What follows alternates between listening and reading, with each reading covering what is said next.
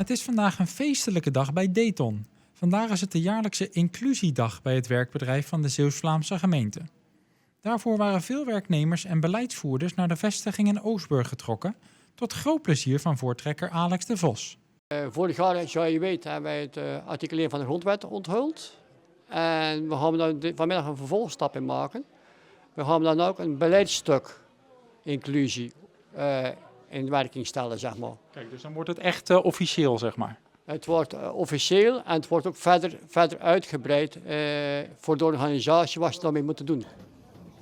Tijdens het jaarlijkse feestje werden ook de eerste Inclusie Awards uitgereikt aan enkele bekende gezichten bij Dayton. Vele aspecten van het bedrijf vielen daarbij in de prijzen. Volgens wethouder Patricia van der Vijver van de gemeente Sluis zeer terecht.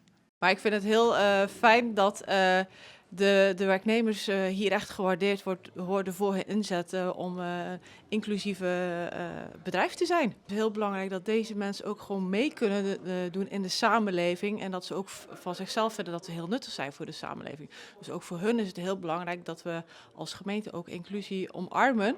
En dat we die mensen ook waarderen voor het werk dat ze doen. Hoewel sommige werknemers ook vandaag gewoon aan het werk waren, begon voor velen uiteindelijk een welverdiende barbecue.